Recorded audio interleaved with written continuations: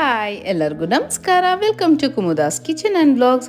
ನಾನಿವತ್ತು ಕಾಶ್ಮೀರಿ ಸ್ಪೆಷಲ್ಟಿ ಆಗಿರೋವಂಥ ಕಾಶ್ಮೀರಿ ಕಾಫಾ ಮಾಡೋದು ತೋರಿಸ್ತಾ ಇದ್ದೀನಿ.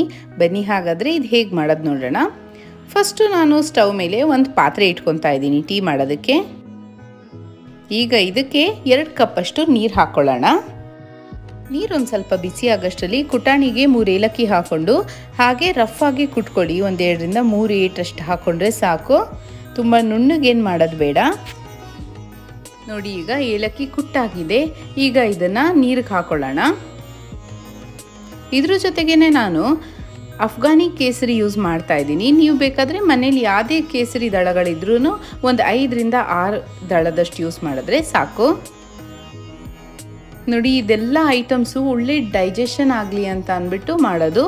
ಒಂದು ಪೀಸಷ್ಟು ಚಕ್ಕೆ ಹಾಕಿಬಿಟ್ಟು ಲೈಟ್ ಯೆಲ್ಲೋ ಕಲರ್ ಆಗಬೇಕು ಅಲ್ಲಿವರೆಗೂ ಕುದಿಸ್ಕೊಳ್ಳೋಣ. ಹಾಗೂ ಇದಕ್ಕೆ 1 ಟೀ ಸ್ಪೂನಷ್ಟು ಸಕ್ಕರೆ ಹಾಕ್ತಾ ಇದ್ದೀನಿ. 2 ಕಪ್ಗೆ 1 ಟೀ ಸ್ಪೂನ್ ಸಕ್ಕರೆ ಹಾಕಿದ್ರೆ ಸಾಕು. ಈ ಕಲರ್ ಬಂದಿದ ತಕ್ಷಣ ಆಫ್ ಮಾಡಿ.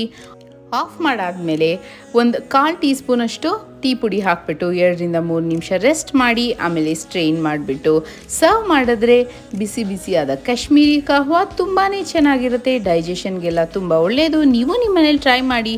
ನೀವು ಖಂಡಿತ ಇಷ್ಟಪಡ್ತೀರಾ.